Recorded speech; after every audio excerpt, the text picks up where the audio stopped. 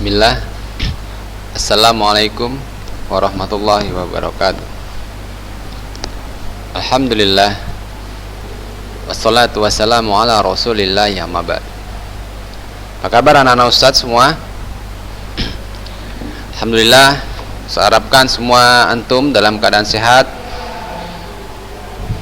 selalu dalam lindungan Allah subhanahu wa ta'ala, dan semakin semangat dalam pembelajaran daring kita ini.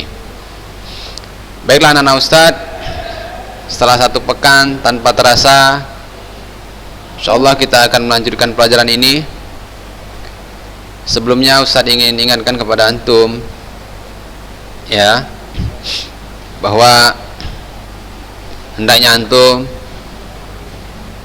seriuslah dan fokus dalam pembelajaran ya, terutama kepada tugas-tugas yang telah diberikan ustaz-ustaz antum.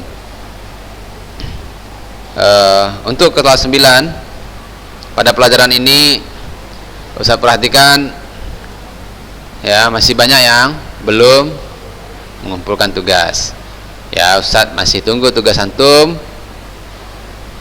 Buatlah tugas ini dengan serius ya.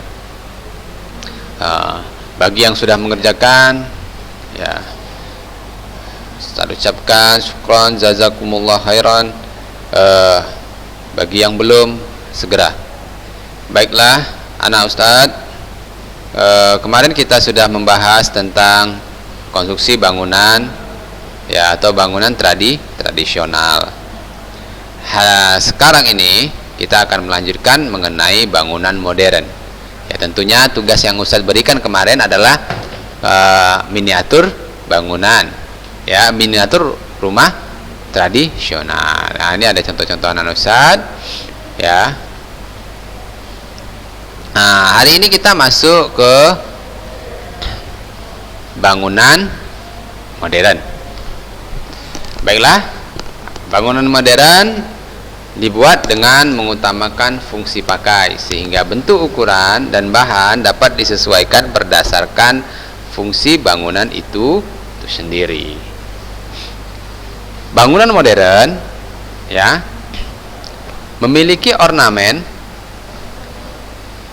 yang sederhana dan sedikit dari bangunan tradisional ya. Istilahnya kita sering mendengar bangunan minimalis, itu pernah nih ya, saudara ya. Jadi dengan sedikit ornamen atau hiasan-hiasannya itu sedikit anak-anak Ustaz ya. Indonesia telah mengenal dan menerapkan bangunan modern sejak tahun 1970-an. Pada masa sekarang bangunan tradisional sudah mulai berkurang, terutama di kota besar. Mengapa demikian? Karena bahan bangunan yang digunakan untuk bangunan tradisional ini ya, terdiri dari banyak bahan alam seperti kayu yang sulit didapat dengan harga yang murah. Maka orang lebih memilih yang praktis dan ekonomis. Nah, itu alasannya anak-anak Ustaz. Salah satu ya anak-anak Ustaz, alasannya adalah sulitnya mendapatkan bahan-bahan alam seperti kayu. Ada, tetapi harganya sangat mahal ya, sangat mahal ya. Jadi harga-harga kayu itu sangat mahal sekarang anak-anak Ustaz. Nah, sehingga orang lebih memilih ke ya, bahan-bahan yang lebih murah dan praktis ya, dan ekonomis ya. Bangunan rumah tinggal ini anak-anak Ustaz ya, tentunya kita sudah, kalau bicara tentang bangunan tempat tinggal itu ya, kita setiap hari ya berada di dalamnya ya. Bangunan rumah tinggal digunakan sebagai kediaman atau hunian tempat berlindung untuk beristirahat, beraktivitas, dan bersantai ya bersama keluarga. Bangunan rumah tinggal memiliki beberapa jenis bentuk, ukuran, dan lantai. Rumah yang sederhana ataupun mewah tidak dilihat dari banyaknya lantai, tetapi bentuk dan ukurannya ya. Ada rumah yang berlantai satu tapi mewah, ada juga rumah yang berlantai ya satu sederhana, bahkan sangat sederhana. Terkadang bangunan rumah juga mempengaruhi harga jual dari rumah. Rumah yang berlokasi di lingkungan strategis dan kota, harga jualnya jauh lebih mahal dibandingkan di daerah lain. Nah, itu ya Ustaz. Lokasi juga mempengaruhi ya, harganya. Kalau antum punya rumah mewah ya di tengah hutan, ya tentunya harganya lebih murah dibandingkan rumah yang ada di daerah perkotaan. Oke, anak-anak Ustaz. Nah, ini bangunan model minimalis seperti yang Ustaz bilang tadi, anak-anak Ustaz ya, bangunan model minimalis. Pada mulanya model rumah minimalis berasal dari kawasan Eropa. Setelah terjadinya Perang Dunia Pertama yang mengakibatkan resesi ya, ekonomi di Eropa mengharuskan para perancang rumah atau arsitek berusaha keras untuk memikirkan jalan keluar, membuat desain rumah yang menarik dengan biaya terjangkau bagi kalangan menengah ke bawah. Pada tahun 1929 diadakan sebuah kongres di Frankfurt yang bertemakan low cost housing. Kongres itu dinamakan CIM ya, Kongres Internasional de Architecture Modern. Kongres itu menghasilkan jalan keluar untuk permasalahan kekurangan jumlah tempat tinggal pada masa itu akibat perang dunia yang dahsyat tersebut, dengan biaya yang terjangkau, mudah, tidak memakan waktu yang lama untuk membuatnya, dan juga menarik tentunya anak-anak Ustaz ya. Jadi dampak dari rasionalisasi lebih dari segi sisi fungsional sehingga segi sisi estetis bukan merupakan hal yang penting ya. Jadi lebih mementingkan fungsinya ya anak-anak Ustaz, kegunaannya daripada keindahan-keindahannya ya.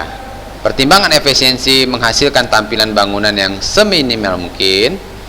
Elemen estetis seperti dekorasi dan ornamen tidak dilakukan karena akan menambah biaya kerja maupun perawatannya ya. Jadi dalam istilahnya ornamen is crime ya. Kata seorang arsitek bernama Adolf Loos saat itu ya. Jadi kalau kita melakukan membuat sebuah ornamen, hiasan-hiasan yang banyak di dalam bangunan kita ya, maka perawatannya akan lebih sulit, lebih menambah biaya ya anak-anak Ustaz. Makanya dibuatlah bentuk-bentuk minimalis ya. Nah, jadi ini adalah istilahnya ya. Nah, jadi sehingga si Adolf Loos ini membuat sebuah ya istilah ya ini ya. Desain rumah minimalis bukan hanya dilihat dari segi rasionalisasi dan standarisasi. Banyak faktor yang mempengaruhi segi estetika model dan bentuk gaya minimalis, dan bukan hanya terletak pada gaya karya arsitektur, tetapi perkembangannya juga mempengaruhi cabang seni dan produk lain ya. Bukan dari bangunan saja ternyata anak-anak Ustadz ya, tapi dari karya-karya yang lain, dari produk-produk lain juga ya terpengaruh dengan gaya bentuk minimalis tersebut tadi. Ya, itulah sedikit asal muasal ya anak-anak Ustadz, cerita tentang terciptanya gaya rumah minimalis. Nah, ini anak-anak Ustadz, sekarang kita lihat ya anak-anak Ustadz, kalau gaya-gaya rumah bentuk seperti ini kita lihat dalam sebuah perumahan ya anak-anak Ustadz. Ya, kalau kita tinggal di daerah Johor ya, daerah Medan Johor ini, maka kita banyak melihat bangunan-bangunan minimalis ya, karena banyaknya perumahan-perumahan di daerah ini ya anak-anak Ustadz. Nah, antum bisa perhatikan ya. Nah, awalnya ini adalah bergaya rumah-rumah bangunan Eropa ya anak-anak Ustadz. Baik anak-anak Ustadz, bangunan model Eropa, selama ini kita mengenal rumah gaya Eropa dengan sesuatu yang identik dengan kemegahan ya, gayanya yang klasik, Victorian, Gothic, dan warna-warna lembut dan hangat. Bagian depan dihiasi dengan pemandangan pepohonan yang hijau dan rindang. Semuanya berpadu menjadi bangunan dengan estetika yang menawan dan menimbulkan kesan hangat. Namun tahukah antum mengenai ciri khas rumah gaya Eropa asli dan yang sudah mengalami perubahan seperti saat ini, ya, atau mengenai gaya rumah Eropa yang ada di Indonesia? Nah, ini akan kita bahas sedikit ya mengenai rumah ya sejak tahun 1800-an. Ya, rumah dengan gaya Eropa masih menjadi pilihan hingga saat ini, walaupun rumah khas Eropa sudah ada sejak tahun ya 1800-an. Gaya ini masih menarik perhatian masyarakat, baik masyarakat Eropa maupun masyarakat di negara lain.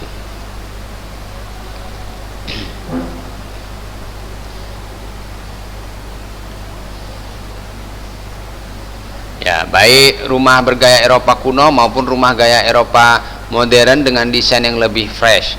Ya, gaya Eropa masih diminati hingga saat ini. Sebenarnya ada beberapa jenis rumah gaya Eropa yang lain seperti rumah Eropa gaya klasik, anak-anak Ustadz. Ya, gaya klasik hingga saat ini tetap menjadi pesona seiring dengan perkembangan desain bangunan yang dilengkapi ornamen klasik. Nah, jadi gaya klasik ini masih banyak menggunakan ornamen-ornamen, ya anak-anak Ustadz. Klasik itu terdapat dari gaya Victorian yang memiliki warna lembut dan hangat. Ada pula gaya Gotik yang memiliki ciri-ciri pada pilar yang mirip kastil serta kaca jendela yang indah. Nah, ini adalah gaya rumah Eropa kuno ya anak-anak Ustaz ya. Kalau yang modern-modern sekarang ini dia sudah tidak banyak menggunakan ornamen-ornamen ya. Ya, pada antum kalau lihat bisa dilihat antum di Google, bisa juga ya rumah-rumah gaya Eropa klasik. Kemudian rumah gaya Eropa kuno ya, pada dasarnya ini antum lihat nih, ada nih gambarnya. Gaya Eropa kuno ini memiliki karakter khas yang berbeda ya, berdasarkan negara dan arsitekturnya ya yang mendesain. Pada awal abad kedua, bentuk bangunan Eropa dipelopori oleh arsitek Yunani yang bernama Apollodorus of Damascus yang membangun gedung olahraga, pemandian umum, perguruan tinggi hingga jembatan. Ciri yang dimiliki bangunannya melekat pada bangunan Romawi ya yang khas kuno.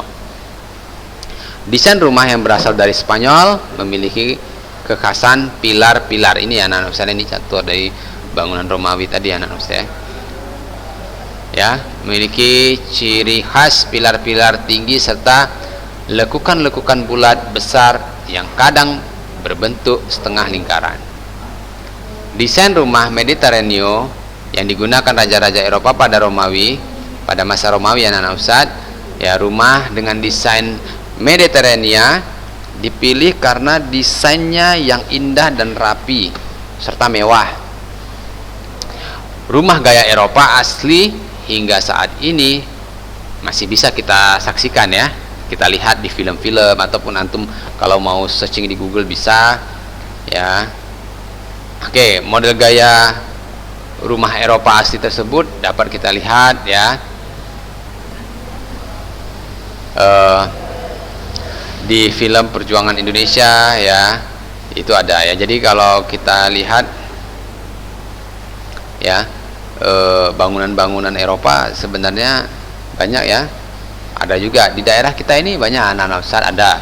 Kalau antum pergi jalan-jalan ya ke daerah Kesawan ya, Ustaz lupa nama jalannya, daerah Kesawan itu apa, itu bangunannya ya, itu bangunan-bangunan Belanda anak Ustaz. Antum bisa lihat tuh yang menuju ke arah lapangan Merdeka ya, Merdeka Walk ya, antum bisa lihat tuh di kanan kirinya ya, itu banyak bangunan-bangunan ya yang desainnya adalah desain Eropa ya, itu peninggalan Belanda anak-anak Ustaz.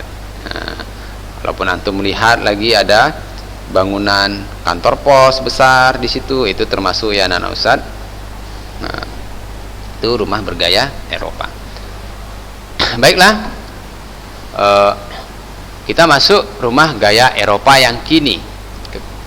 Ya, untuk saat ini kebanyakan rumah gaya Eropa lebih disederhanakan dengan mengikuti tren perkembangan arsitektur. Bisa dilihat pada ciri dekorasi dan aksesoris yang ada di dalam ruangan tersebut. Pada ruang keluarga, pohon hidup akan dominan ditemui di dalam ruangan. Meja yang terbuat dari batu kali yang diberi aksen warna tanah yang terlihat gelap tetapi memberikan kesan hangat di antara keluarga yang berkumpul. Ya, rumah gaya Eropa bisa dipadukan dengan berbagai gaya arsitektur, contohnya dengan gaya etnik. Biasanya perpaduan ini banyak memakan batu-batuan sebagai hiasan. Nah, tengok anak-anak Ustaz, antum lihat gambar di sini ya. Ya. Ini adalah salah satu bangunan Eropa masa kini. Kalau antum jalan-jalan kembali ya, Masya Allah kita ya, di daerah kita ini, di daerah tempat tinggal kita atau di dekat-dekat lingkungan sekolah kita ini, di daerah Medan Johor ini ya, tentunya banyak sekali kita bisa melihat rumah-rumah modern ya.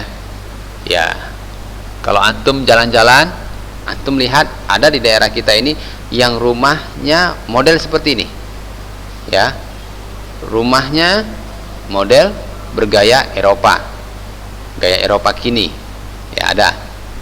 Coba antum jalan-jalan, antum perhatikan, oh Ustaz, Anda dapat nih Ustaz, ternyata rumahnya itu di jalan ini, ada. Atau ternyata memang rumah ini adalah rumah antum, Masya Allah ya, ada. Antum perhatikan, nanti ada banyak mungkin ya di daerah sini. Oke, rumah gaya Eropa ya bisa dipadukan dengan gaya arsitektur, contohnya arsitektur etnik ya, jadi bisa dipadu-padukan anak-anak Ustaz ya, dengan batu-batuan hiasan ya, misalnya dibuat sebuah dekorasi hiasan dinding yang penuh dengan lempengan-lempengan batu alam ya, bisa juga anak-anak Ustaz ya. Kemudian dicat dengan warna merah marun ya, jadi warna-warna ya yang menjadi kontras ya, jadi ada terkesan warna-warna yang hangat. Oke, anak-anak Ustaz, biasanya rumah bergaya Eropa tidak pernah meninggalkan tiang-tiang tinggi pada waktu pembuatannya. Itu ya, pilar-pilarnya itu anak-anak Ustaz itu menjadi contoh, apa maksudnya, jadi cirinya ya, cirinya. Kalau antum lihat, perhatikan tadi di gambar awal tadi, nih tiang-tiang pilar-pilarnya ini anak-anak Ustaz ya, itu menjadi contoh, apa, menjadi cirinya ya. Ya, menampilkan warna-warna muda membuat rumah gaya Eropa menjadi elegan dan kita yang memandangnya tidak akan bosan. Ya, kebanyakan pemilik dari setiap hunian Eropa memang menyukai hunian klasik karena pada dasarnya mereka ingin mengekspresikan kemapanan, gaya hidup dan apresiasi terhadap seni. Ya, tentunya ya anak-anak Ustaz, kalau antum sudah melihat sebuah bangunan rumah bergaya Eropa, dalam pikiran kita pasti ya sudah kita pastikan kemapanan si pemilik rumahnya itu ya. Di Indonesia, rumah bergaya Eropa kebanyakan dipengaruhi oleh masa Victorian. Salah satu cabang rumah dengan gaya Victorian muncul ketika zaman kolonial masuk di Indonesia. Salah satu ciri yang terlihat adalah adanya pintu-pintu yang tinggi dan jendela dengan daun double dan dilengkapi dengan kaca.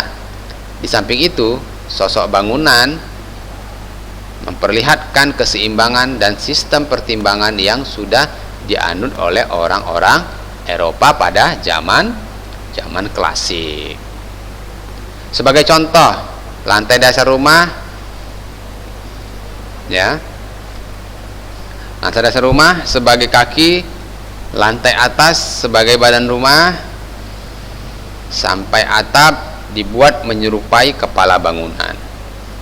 Untuk penataan di dalam rumah dapat dilihat upaya para desain interior menciptakan kesan lapang dan impresif, terutama di sekitar pintu masuk tamu yang dirancang menyatu dengan tangga di bagian muka rumah.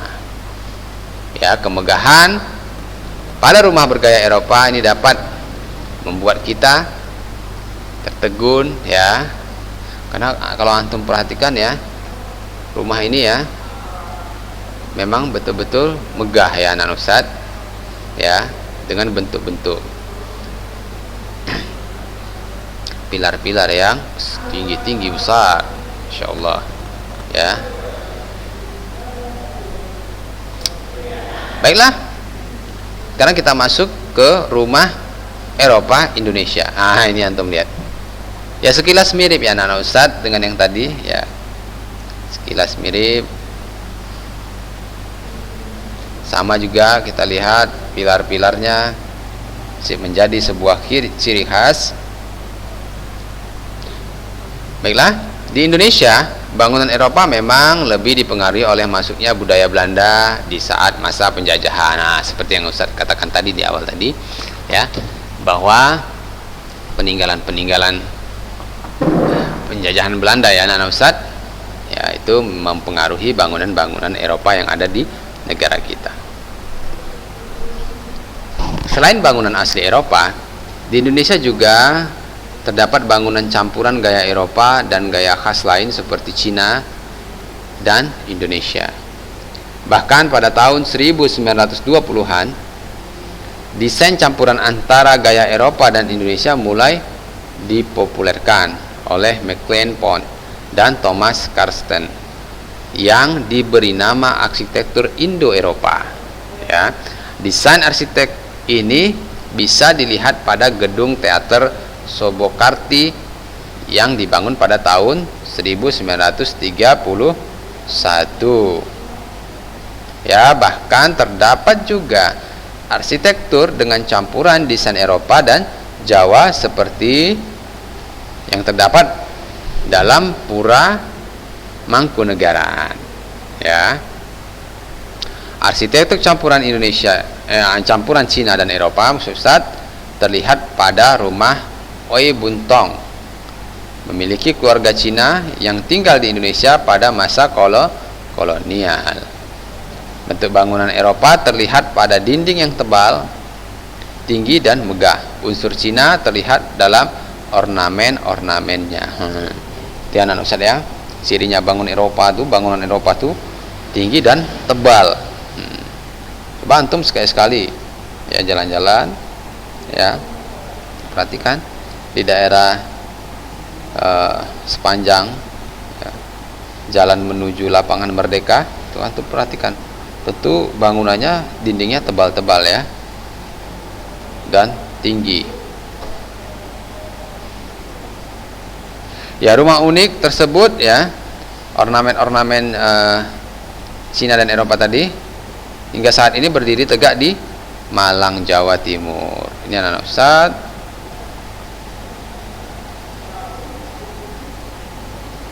Ya, sebagai referensi bagi orang yang ingin memiliki rumah bergaya Eropa yang cocok di Indonesia, terdapat berbagai rumah dengan gaya Eropa bisa dilihat langsung di Jakarta.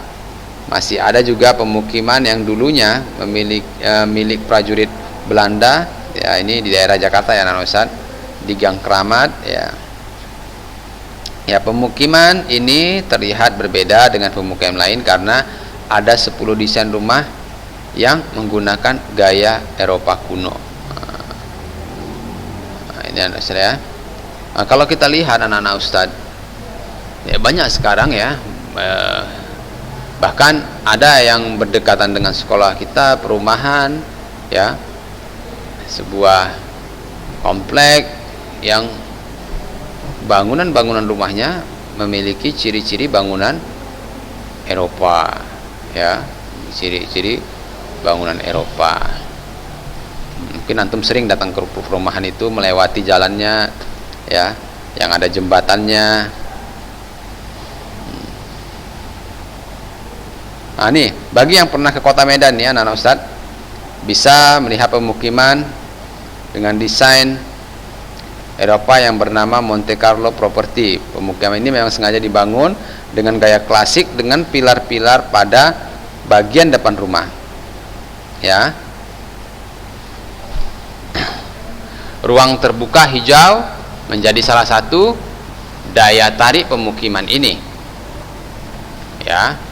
Juga ada balkon lantai 2 yang dinikmati pemandangan, ya. Terdapat banyak contoh rumah dengan gaya Eropa, baik Eropa kuno maupun modern, dapat dimodifikasi ke gaya masa kini, anak-anak Ustaz. Oke, anak-anak Ustaz, mungkin sampai sini dulu Ustaz. Harapkan antum, ya, bisa meringkasnya pembelajaran ini nantinya, ya. Ya, kita insya Allah akan memasuki bangunan Mediterania, ya. Kemudian sejarah arsitekturnya, ya, insya Allah kita akan lanjutkan pekan depan. Bagi anak-anak Ustadz, untuk materi ini Ustadz harapkan antum dapat meringkasnya di dalam buku catatan antum, ya, sehingga anak-anak Ustadz, ya, dapat mengulang-ulang kembali pembelajaran ini. Perlu diketahui anak-anak Ustadz, sebentar lagi kita akan memasuki ujian tengah semester. Jadi Ustaz harapkan antum semua dapat mengulang-ulang pembelajaran di rumah, ya. Dan jangan lupa tugas-tugas antum tetap antum kerjakan, kumpulkan, ya. Ustaz masih menunggu tugas antum, ya. Miniatur rumah, ya. Saya harapkan antum bisa mengumpulkannya sebelum kita melaksanakan ujian, ya, anak-anak Ustadz. Janganlah menunda-nunda pekerjaan antum, lebih cepat antum kerjakan itu lebih baik, tentunya dengan yang lebih serius, ya, anak-anak Ustadz. Jangan cepat tapi gak serius, asal-asalan, ya. Apalagi sudah lama pengerjaannya, hasilnya pun tidak serius, ya. Jangan anak-anak Ustadz. Ustadz masih menerima tugas antum, tapi ingatlah, yang mengerjakan lebih cepat dan baik itu akan mendapatkan nilai yang baik, anak-anak Ustadz. Baiklah, Ustadz cukupkanlah pembelajaran kita sampai sini. Mudah-mudahan apa yang Ustadz sampaikan dapat menjadi ilmu bermanfaat bagi antum dan menambah wawasan antum. Subhanakallahumma wa bihamdik, asyhadu an la ilaha illa anta, astaghfiruka wa atubu ilaik. Assalamualaikum warahmatullahi wabarakatuh.